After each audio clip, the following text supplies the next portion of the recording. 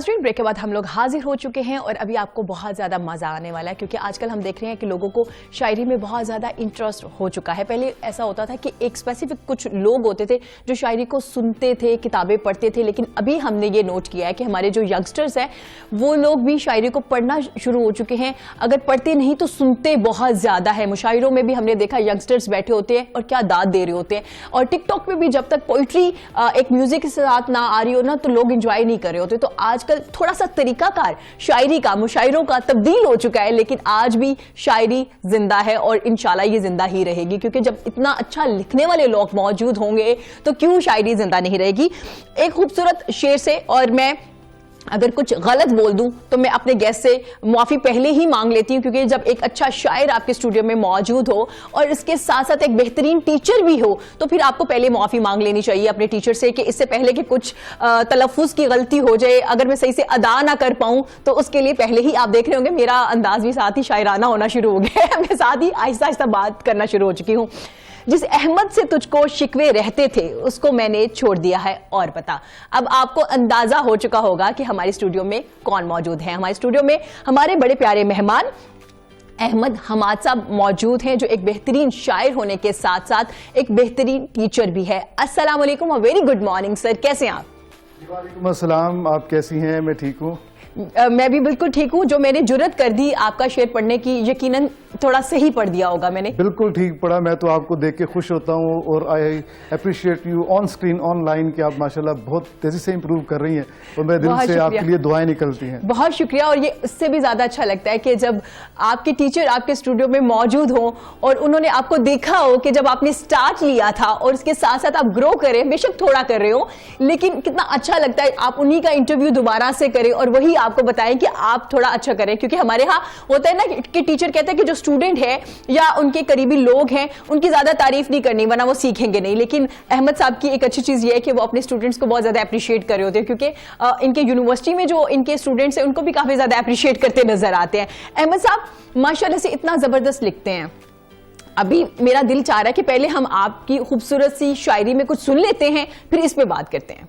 जी ठीक है, मैं पेश करता हूँ आपको। हवा से शहर पे जब रात छाने लगती है, क्या बात है। हवा से शहर पे जब रात छाने लगती है, तेरी जुदाई मेरी जान को आने लगती है, तेरी जुदाई मेरी जान को आने लगती है। क्या बात है। कभी कभी मैं बहुत खिलखिला के हंसता हूँ, कभी कभी मैं बहुत खिलखिला के हंसता हूँ, कभी कभी मेरी वहशत ठिकाने लगती है।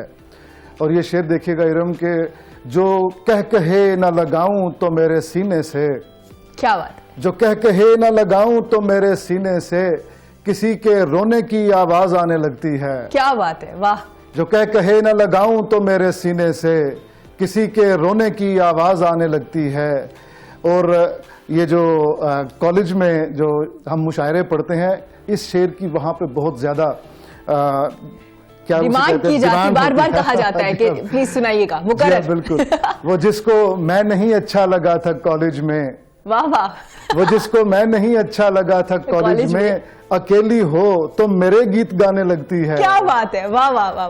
मुकर्रर, मेरा ख्याल है दोबारा से मैं भी ये डिमांड कर रही हूँ आप। बहुत खूबसूरत। वो जिसको मैं नहीं अच्छा लगा था कॉलेज में, वो जिसको मैं नहीं अच्छा लगा था कॉलेज में, अकेली हो तो मेरे गीत गाने लगती है। क्या बात है। हवा से शहर पर जब रात छाने लगती है, तेरी जुदाई मेरी जान को आने लगती है। क्या बात, बहुत खूब, बहुत खूब। अहमद साहब, हमारे यहाँ जब भी कोई इंटरव्यू किसी शायर का किया जाता है तो एक होस्ट के माइंड में ये चीजें आ रही होती है कि एक शायर आएंगे जो बड़ा संजीदा सा होगा, बहुत कम जवाब देंगे, अपनी ही जिंदगी में अपनी ही एक मौज में होंगे। लेकिन जब भी आपसे मुलाकात हुई, जब भी आपका इंटरव्यू किया, आप हमेशा माशाल्लाह से स्माइल करते नजर आते हैं। और स्पेशली जब आप अपने यंगस्टर्स, आपके जो स्टूडेंट्स हैं उनके साथ मैंने आपको क्लासरूम की एक्टिविटीज में देखा है, आप बिल्कुल टोटल ऑपोजिट पर्सनैलिटी हैं। तो ये इतना चेंज कैसे? बड़ी अच्छी बात की आपने और मुझे हैरत है और खुशी भी है कि आप कितना नोट करती हैं माशाल्लाह और ऑब्जर्वेशन कितनी आपकी कीन है और माइन्यूट लेवल पे जाके डिटेल्स आप नोट कर रही होती हैं। असल में जब मैंने टीवी शुरू किया तो मेरे जो प्रोग्रामिंग हेड थे उन्होंने कहा कि आपको स्माइल करना चाहिए। जब आप स्क्रीन पे आए तो आपको प्लेजेंट लगना चाहिए। तो मैं इसीलिए आपको भी अप्रिशिएट कर रहा था कि जो लाइवलीनेस होती है मॉर्निंग की, वो आपकी आवाज से छलक रही होती है और आपके चेहरे से और आपकी आंखों की चमक बता रही होती है कि आप मॉर्निंग शो कर रही हैं। तो ये आप तो खुद टीवी पर्सन है, आप अच्छी तरह जानती हैं कि स्क्रीन पे स्माइल करना कितना अहम होता है। तो इसलिए जब भी हम स्क्रीन पे होते हैं, मैं स्क्रीन पे होता हूं, बतौर एंकर स्क्रीन पे हूं या बतौर मेहमान स्क्रीन पे हूं, तो एक स्माइल सी जरा हम कर लेते हैं कि हमारे जो देखने वाले हैं हजारों गम में, हर वक्त गम में रहते हैं, हम 95% तो दुखी रहते हैं, तो 5% अगर हमें देख के लोग जरा थोड़ा सा लाइवली हो जाते हैं, प्लेजेंट हो जाते हैं, तो ये अच्छी बात है, होना चाहिए। शेर की इंटैक्टनेस अपनी जगह है, उसकी संजीदगी अपनी जगह है। इसका मतलब ये नहीं है कि अच्छा शेर जो है जरूरी है कि आपको रुलाए, वो फिक्र पे आमादा कर सकता है, वो आपको इलेशन कर सकता है, आपको एलिवेट कर सकता है, ऊपर ले जा सकता है, और आप उससे भी तो स्माइल करते हैं। बंदे को जब बहुत मजा आ रहा होता है किसी म्यूजिक का या किसी अच्छे शेर का, तो हल्की सी स्माइल उसके चेहरे पे आ जाती है। तो ये वो स्माइल से मुख्तलिफ है उस स्माइल से जो कॉमेडी से आती है। ये वो स्माइल है जो लज्जत से, ज़ौक़ से, टेस्ट से आती है। क्या बात है, क्या बात है। अहमद साहब थोड़ा बताइएगा, माशाल्लाह से एक बेहतरीन टीचर भी है, मैंने जैसे पहले भी जिक्र किया, मीडिया पढ़ने वाले काफी ज्यादा तादाद में लोग हैं, क्योंकि आज मैं आपका इंटरव्यू दो तरह से, दो पर्सनैलिटी के पॉइंट ऑफ व्यू से करूंगी, एक बेहतरीन टीचर और एक शायर के तौर पे। तो मुझे बताइएगा, मीडिया पढ़ने वाले लोग बहुत ज्यादा आगे आ रहे हैं, एक्टिंग पढ़ने वाले लोग ज्यादा आ रहे हैं। हमने देखा है कि काफी क्रिएटिव बच्चे भी आपके क्लासरूम में डिफरेंट यूनिवर्सिटीज में भी काम कर रहे हैं। तो क्या समझते हैं कि इतनी अपॉर्चुनिटीज आगे हैं, जितने टैलेंटेड बच्चे हमारे पास हैं? ये तो आपने दुखती रग छेड़ दी है। बिल्कुल, आप इसका मतलब है कि आपको किसी हद तक तो इसका जवाब मालूम है जी, लेकिन वो होता है ना directly from the horses mouth, वो वाली बात शायद आप करना चाह रही हैं, या आपने बिल्कुल दुरुस्त तरफ इशारा किया। अनफॉर्चुनेटली इस वक्त पाकिस्तान में बहुत ज्यादा अपॉर्चुनिटीज नहीं हैं। मेरे पास जो फील्ड है, जो मैं पढ़ाता हूं, वो टीवी और फिल्म पढ़ाता हूं, तो दोनों में सैचुरेशन बहुत ज्यादा। फिल्म में तो काम ही नहीं हो रहा पाकिस्तान में, अगर थोड़ा बहुत होता है तो ज्यादातर वो कराची में होता है। इसी तरह जो प्रोग्रामिंग जो किसी हद तक लाहौर में है, लेकिन अगर आप चाहते हैं अपना फिक्शन में जाना, यानी ड्रामे में जाना, तो आपको you will have to relocate yourself to Karachi. तो अगर आप करंट अफेयर्स में, तो आपको इस्लामाबाद में जाना पड़ता है ज्यादातर, लाहौर में कम काम होता है। तो ये हम पहले ही स्टूडेंट्स को बता देते हैं कि बेटा ये सूरत है इंडस्ट्री की इस वक्त, लेकिन इंशाल्लाह बेहतरी की उम्मीद तो है, बेहतरी आएगी, क्योंकि ये मुमकिन नहीं है कि बेहतरी ना आए। हम लोग सब अपने अपने तौर पे कोशिश कर रहे हैं, तो अल्लाह ताला सुनने वाला है और देखने वाला है, और हमारे खलूस को सब्र जरूर लगेगा इंशाल्लाह। इंशाल्लाह। हमारे साहब, क्या फिल्म एंड थिएटर पढ़ने से हमारी जो फिल्म है, जो उस तरह से काम नहीं कर पाई, जिस तरह से क्लैप्स की और हमने दोबारा से ट्राई किए स्टार्ट लेने की, और इंशाल्लाह बेहतर है, लेकिन फिर कोविड की वजह से दोबारा से सिचुएशन उस तरह से बेहतर नहीं हो पाई, तो जो नए बच्चे हैं जो फिल्म थिएटर पढ़ के आगे आएंगे, तो आपको लगता है कि फिल्म को ज्यादा हम प्रमोट कर पाएंगे, इस इंडस्ट्री को बाकायदा तौर पर बहाल कर पाएंगे? जी, मैंने चंद रोज पहले किंग्समैन एक फिल्म देखी, वो सीरीज की तीसरी फिल्म थी, और मैं हैरान रह गया देख के कि उसमें रास्पुटिन जो था उसका जिक्र था और उसका कैरेक्टर पेंट किया हुआ था, बड़ा कॉमिक वे में भी था, लेकिन बड़ी संजीदा भी उसमें सारी कॉन्स्पिरेसीज। और ये जो फर्स्ट वर्ल्ड वार थी, उससे पहले का जो है ना, आप समझ लें प्रीक्वल उन्होंने बनाया। तो मैं देख के हैरान रह गया कि फिल्म को इस लेवल तक ये लोग ले गए हैं कि अब एक आम मामूली पढ़ा लिखा आदमी वहां पे सरवाइव कर ही नहीं सकता। हर लिहाज से टेक्नोलॉजी बहुत एडवांस हो गई है, क्रोमा पे बहुत ज्यादा शूट होता है, सारा काम पोस्ट प्रोडक्शन पे हो रहा होता है, और स्टोरी को ऐसे ऐसे लोग लिख रहे हैं जो तारीख से पूरी तरह वाकिफ हैं, तारीख के किरदारों से वाकिफ हैं, हिंद सिंध की तारीख, यूरोप अफ्रीका की तारीख, रूस की, इंग्लैंड की तारीख, सब की तारीख जानते हैं, और बेहतरीन उस तारीख से मवाद उठाते हैं और बेहतरीन कहानी बनाते हैं। यही बात जब हम अपने स्टूडेंट्स को यूनिवर्सिटीज में बताते हैं, तो यही हम उनको अलर्ट करते हैं कि बेटा आपको बहुत पढ़ना पड़ेगा अब इस कंपटीशन में जिंदा रहने के लिए। हमारे हमसाया मुल्क में जो फिल्म बन रही है, वो भी बहुत ज्यादा रिसर्च करने के बाद एक एक चीज पे इरम रिसर्च करते हैं। वो न सिर्फ ये कि तारीखी हकायक को पकड़ के फिक्शनलाइज करते हैं, बल्कि उस पर उन्होंने साइंटिफिक अंदाज में मेहनत करना शुरू कर दी है कि पहले 5 मिनट फिल्म की ये चीज दिखाएंगे जिससे हम हुक करेंगे तमाम अपने ऑडियंस को, व्यूअरशिप को सिनेमा के अंदर, उसके बाद ये करेंगे, उसके बाद ये करेंगे, और स्क्रीन प्ले पे बाकायदा तवील सेशंस होते हैं और साइंटिफिक एनालिसिस किया जाता है स्क्रीन प्ले पे कि ये चीज स्क्रीन पे प्ले होनी है, चलनी है, तो इसको इस तरह होना चाहिए, नहीं इस तरह होना चाहिए, मेरा आइडिया ये है और आपका आइडिया ये है। और डीओपी के साथ, डायरेक्टर ऑफ फोटोग्राफी जो है या सिनेमाटोग्राफर जो है, उसके साथ तवील मीटिंग्स होती हैं डायरेक्टर साहब की एंड सो फोर्थ, तो इस कदर ज्यादा मेहनत की जाती है, इसलिए पढ़ना बड़ा जरूरी है और पढ़ के जब ये लोग आएंगे तो बहुत अच्छे होंगे। बिल्कुल अहमद साहब, पहले ऐसा होता था कि एक फिल्म बनती थी जिसको पूरी फैमिली देखती थी और बाद में उसको फिल्म के तौर पे ही लेके छोड़ दिया जाता था। अगर आप कुछ भी चीज बनाते हैं या हिस्ट्री से रिलेटेड कोई भी चीज सामने आती है तो फौरन से आप गूगल करते हैं। बच्चे को पता होता है कि हिस्ट्री में ये चीज चेंज कर दी गई है। अटरूल एक ड्रामा आया टर्की से रिलेटेड जिसको इतनी पजीराई मिली, पाकिस्तान में भी लोगों ने पसंद किया, लेकिन वहीं पे लोगों ने बाकायदा तौर पे उसको क्रिटिसाइज भी किया। अच्छा, इसमें ये चीज होनी चाहिए थी, इसमें ये नहीं, तारीख में ये नहीं है, तो अब आप कुछ भी बना के स्क्रीन पे नहीं दिखा सकते कि आपने बना दिया तो बस ठीक है, लोग देख लेंगे खामोशी से। अब ऐसा नहीं होता, अब चीजें चेंज होना शुरू हो गई। अहमद साहब, आप बेहतरीन होस्ट रह चुके हैं, होस्टिंग भी कर चुके हैं, तो होस्टिंग को खैराबाद क्यों कह दिया? क्यों बस टीचर और मतलब एक तो बहुत बड़ा ओहदा है ना उस्ताद का, वो तो है, शायरी और इन चीजों को लेके चले, होस्टिंग को क्यों खैराबाद कहा? ये मुझसे अक्सर सवाल पूछा जाता है और इसका मैंने जो जवाब है, सच्चा जवाब है वो ये है कि होस्टिंग एक बहुत पेन्सटेकिंग काम था और बहुत ज्यादा वक्त ले रही थी। अच्छा। मेरे पास जिंदगी में एक दिन में 24 घंटे हैं आप सब की तरह, तो मैंने उन 24 घंटों को इस तरह तकसीम करना था कि मैं अपना क्रिएटिव काम उसको मैं सेक्रीफाइस नहीं कर सकता, उसमें कोई कंप्रोमाइज नहीं है। तो मैंने लिखने के लिए वक्त जो था वो इसमें से फिर निकाला। मैंने कहा कि ये जो होस्टिंग है ये तो बहुत ज्यादा, हमें जाहिर है मैं बगैर तैयारी के कभी मेहमान के तौर पे नहीं गया, तो मुझे मेजबान बनना तो मैं बहुत रिसर्च करता था मेहमानों के साथ। जो सेट पे आने से पहले की जो मीटिंग्स होती थी वो भी बड़ी एक्सटेंसिव होती थी मेरी, और मैंने काफी बड़े बड़े लोगों को इंटरव्यूज किए, लेकिन वही बात है कि वो सारा वक्त खा जाते थे। फिर मैंने वन फाइन मॉर्निंग, आप यकीन करें, एक ड्रीमी आगाज था, समझ लें कि जो जिसका ख्वाब देखा जाता है कि मैं पीटीवी पे होस्ट करना शुरू कर दिया मैंने। लेकिन उसके बाद फिर मैंने कहा कि नहीं, ये काम चूंकि मेरी क्रिएटिव जो सलाहियत है इसको ओवरवेल्म कर रही है, वो डोमिनेट कर रहा है और ये इसको कंज्यूम कर रहा है एक्चुअली फॉर दैट मैटर, तो उसके बाद फिर मैंने होस्टिंग मुकम्मल तौर पे छोड़ दी और अपनी पूरी तवज्जो शेर व अदब को दी। इसलिए वजह से मैंने ये होस्टिंग छोड़ दी। चले, शेर व अदब को अगर आपने पूरी तवज्जो दी तो आपकी खूबसूरत सा कोई लिखा हुआ नज़म, कोई शायरी, और आपके एक टप्पे भी बड़े फेमस है जो बहुत शौक से सुने जाते हैं, तो अब आप पे डिपेंड करता है आप हमें क्या सुना रहे हैं। आप मुझे बताइए, अगर आप टप्पे सुनना चाह रही हैं तो फॉर्चुनेटली मैं ये किताब लेके आया हुआ हूँ, उसमें से सुना देता हूँ। इसमें से सुना दीजिए, क्योंकि वो बड़ा मजा आ रहा होता है वो टप्पे सुनने का, और मोस्टली लग रहा होता है जैसे हमारे कहे हुए अल्फाज है, मतलब जो हर किसी के दिल में होते हैं ना। तो अहमद साहब की एक अच्छी चीज ये भी है कि क्योंकि इनकी ऑब्जर्वेशन, ऑफ कोर्स शायर है तो बहुत स्ट्रॉन्ग है, ऊपर से उस्ताद है, उस्तादों के उस्ताद, क्योंकि इन्हीं की क्लासरूम से बहुत से बच्चे निकल के आगे आए हैं माशाल्लाह से मीडिया में और काम कर रहे हैं, तो ऑफ कोर्स उनको बेहतर पता है कि किस तरह से लोगों की आजकल ख्वाहिश क्या होती है, ये डिमांड क्या होती है। जी अहमद साहब। जी, मैंने टप्पे इसलिए लिखे कि अपनी जो मादरी जुबान है, हाँ जी, इसकी खिदमत की जाए, तो आपकी खिदमत में इरम की फरमाइश पे पेश किया करता हूँ।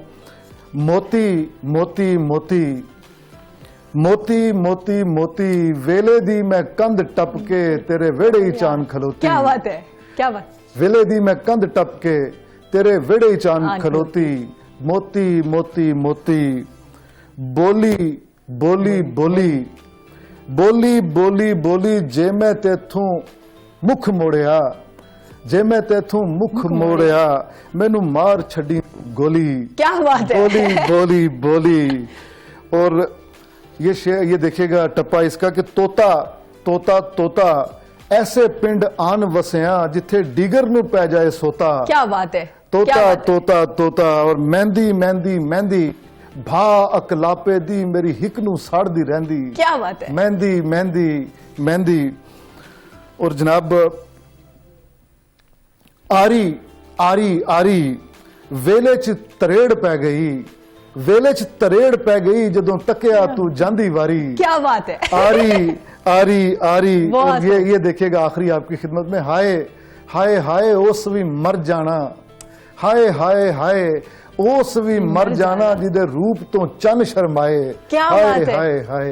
क्या बात है। बहुत ही खूबसूरत, बहुत ही खूबसूरत आपने लिखा है। अहमद साहब, होस्टिंग को तो वक्त की वजह से आपने कर दिया कि काफी ज्यादा वक्त देना पड़ता था, तो टीचिंग में भी तो बहुत ज्यादा वक्त देना पड़ता है। एक तो स्पेसिफिक टाइम होता है ना कि 7 से 8 या 8 से 9 है, लेकिन आपकी एक्टिविटीज तो बहुत लॉन्ग होती हैं, सारा सारा दिन। अक्सर आप इवनिंग में, शाम में भी प्रैक्टिस करवा रहे होते हैं एक्टिंग के लिए, वोकल अच्छा करने की प्रैक्टिस की जा रही होती है।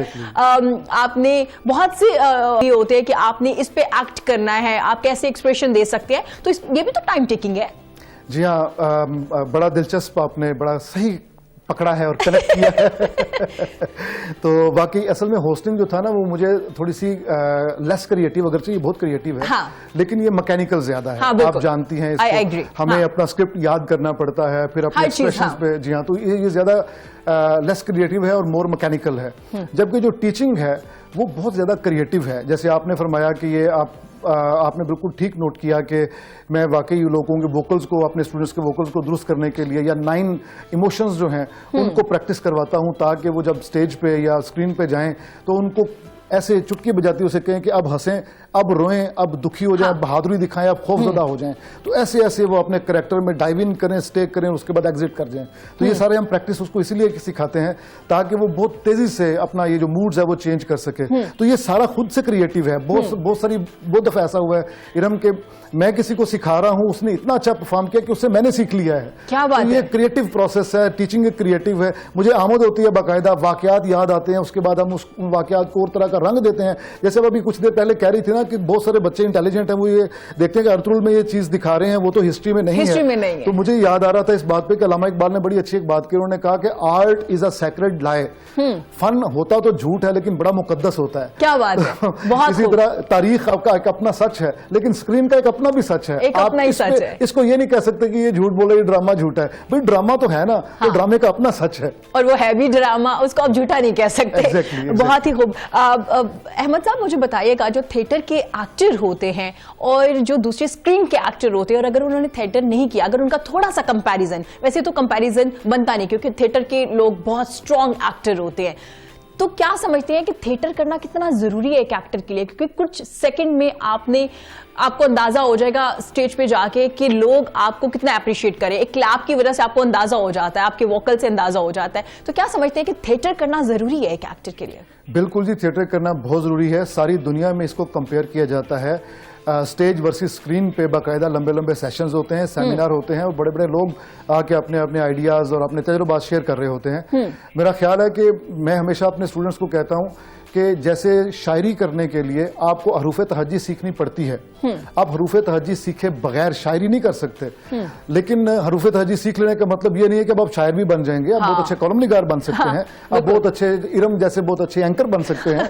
तो इसी तरह स्टेज करने का मतलब ये नहीं है कि अब आप स्क्रीन पे भी बहुत पावरफुल एक्टर होंगे, लेकिन स्टेज के बगैर आप स्क्रीन पे जा नहीं सकते।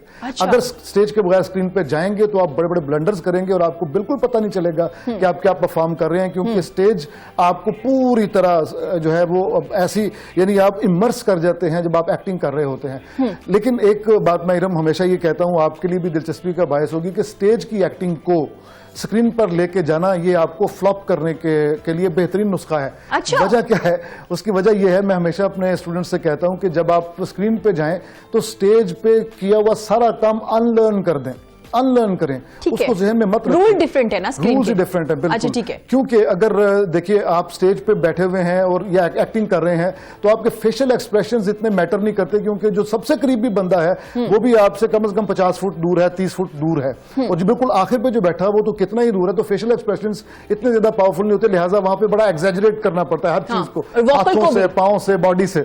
तो आपकी बॉडी बोलती है। तो इसीलिए हम जब थिएटर की एक्टिंग करवाते हैं तो उसको कहते हैं कि फील योर बॉडी फर्स्ट, क्योंकि you will have to speak through your body. तो act through your body, act का मतलब ही है करना कुछ, ठीक है, एक्शन। तो दूसरा ये कि जब स्क्रीन पे जाते हैं तो हम कहते हैं कि यहाँ you will have to be very considerate and very watchful about your acting, कि वहां पे तो आप जोर से पलक झपकेंगे, और अगर डायरेक्टर साहब ने, अब डीओपी ने ये कहा कि अब आपको टाइट लिया हुआ, यानी क्लोज अप आपका लिया हुआ है, तो उसमें अगर आप जोर से भी आंख भी झपकेंगे ना तो वो एक ब्लास्ट होगा, धमाका होगा। और आपका देखने वाला इतनी बड़ी स्क्रीन पे जब आईमैक्स पे देख रहा होगा और जोर से आप पलक झपकेंगे तो इसका मतलब ही कुछ और होगा। सब लोग डरेंगे। अगर आप डराने के लिए कर रहे हैं तो फिर तो ठीक है, लेकिन अगर आप रूटीन में कर रहे हैं, थिएटर की एक्टिंग वहां लेके गए हैं, तो आप बेड़ा गर्क कर देंगे स्क्रीन के इंपैक्ट को। ये बात है, ये डिफरेंस है। थिएटर के एक्टर है जब वो स्क्रीन पे काम करेंगे तो वो टोटल मुख्तलिफ, एक तो एक्सपीरियंस होगा, दूसरा उनको उस तरह से एक्ट नहीं करना जैसा उन्होंने थिएटर पे किया, राइट? अब आप मुझे थोड़ा सा इस तरफ मैं आपको लेके आती हूँ कि अगर कोई फिल्म या ड्रामे का एक्टर है, उसको हम थिएटर पे लेके आते हैं, तो क्या वो भी उस तरह से परफॉर्म कर पाएगा जैसे थिएटर के लोग? बिल्कुल नहीं। देखें, लो टोन में, लो टोन जिसे हम कहते हैं, उसमें रह के परफॉर्म करना पड़ता है। और थिएटर एक्टर एग्जैजरेशन है। और आप देखें कि अगर आप गौर फरमाएं पुरानी पाकिस्तान की पंजाबी फिल्में, इवन इंडिया की फिल्में बेहतरीन जो थी, वो कितना लाउड बोलते थे और आके कैमरे को फेस करते थे। और मतलब मैं अगर आपसे बात कर रहा हूं और आप यहां खड़ी हैं तो मैं आपसे 4 कदम आगे निकल के आपकी तरफ टर्न नहीं होऊंगा, बल्कि यहीं पे देखता रहूंगा सामने ही। तो वो थिएटर की उनकी ट्रेनिंग थी, ऊंची आवाज में बोलते थे, इसको हम कहते थे वो नौटंकी जो पुराने जमाने की होती है उसकी ट्रेनिंग थी। लेकिन अगर स्क्रीन का आदमी, जैसा कि आपका सवाल है, स्टेज पे जाएगा, वो अपनी लो टोन वाली एक्टिंग को, बड़ा जो सटल एक्टिंग जिसे हम कहते हैं, फेशियल एक्सप्रेशंस का माहिर होगा, वहां पे जाके वो आंखों से और फेशियल एक्सप्रेशन से एक्टिंग करने की कोशिश करेगा, खौफ भी यहां से डिपिक्ट करेगा, खुशी भी यहां से डिपिक्ट करेगा। वो तो कम्युनिकेट ही नहीं होगी आखिरी बैठे बंदे तक। आखिरी जो बंदा है कतार में है, जो लोग बैठे हुए हैं, तो ताली कब बजेगी? आप देखें, धड़ाम करके आप स्टेज पे गिरते हैं मरने के बाद, तो कितनी ताली बजती है। यही आप फिल्म में गिरेंगे तो लोगों को होगा कि ये कैसे, ये क्या हुआ है। बड़े आराम से गिरना पड़ता है मोस्ट ऑफ द टाइम्स। तो ये है कि इधर का बंदा उधर जाएगा, वही रूल्स लेके फ्लॉप होगा, उधर का बंदा इधर आएगा, रूल्स वही अगर अप्लाई करेगा वो फ्लॉप होगा। अपने अपने इसके रूल्स हैं, लेकिन अलग अलग एसओपीज दोनों को फॉलो करना पड़ेगा। लेकिन आखिर पे ये जरूर मैं कहूंगा कि स्टेज करना एक फिल्म के या स्क्रीन के थिएटर के लिए उतना ही जरूरी है जितना शायर के लिए हुरूफ तरजीह, अल्फाबेट सीखना। जबरदस्त। अब जी अहमद हमाद साहब के वापस आते हैं, जो शायराना अंदाज है उसकी तरफ वापस आ जाते हैं, क्योंकि अभी हम थिएटर और फिल्म की बात कर रहे थे। तो अहमद साहब, माशाल्लाह आपने इतना खूबसूरत लिखा हुआ है, तो चंद अशार, क्योंकि वक्त हो रहा है ब्रेक का, और मैं चाह रही हूँ कि उससे पहले हम आपसे खूबसूरत सा कुछ आपकी नज़म या आपने जो भी इतने खूबसूरत शेर लिखे हैं उनमें से चंद अशार अगर आप फरमा दें। अपने होने का भी इजहार नहीं कर सकता, अपने होने का भी इजहार नहीं कर सकता, मैं तुझे खुल के कभी प्यार नहीं कर सकता। क्या बात है। जहल से जंग में चुपचाप मरेगा एक दिन, जहल से जंग में चुपचाप मरेगा एक दिन, तू अगर लफ्ज को तलवार नहीं कर सकता। तूने छोड़ा, शेर देखेगा इरम, तूने छोड़ा तो यकीन आया कि कर सकता है, तूने छोड़ा तो यकीन आया कि कर सकता है, मैं समझता था मेरा यार नहीं कर सकता। क्या बात है। तूने छोड़ा तो यकीन आया कि कर सकता है, मैं समझता था मेरा यार नहीं कर सकता। सामने आके तेरे बारे में सच बोलता हूं, यानी छुप कर मैं कभी वार नहीं कर सकता। और जिस तरह मैंने जमाना भी तेरी नजर किया, जिस तरह मैंने जमाना भी तेरी नजर किया, वैसे इस शहर का जरदार नहीं कर सकता। अपने होने का भी इजहार नहीं कर सकता, मैं तुझे खुल के कभी प्यार नहीं कर सकता। बहुत खूब, बहुत खूब, बहुत शुक्रिया अहमद साहब आपके कीमती वक्त का। नाज़रीन, यहाँ वक्त हुआ छोटी सी ब्रेक का, ब्रेक के बाद हाजिर होंगे। देखते रहेगा पाकिस्तान के साथ।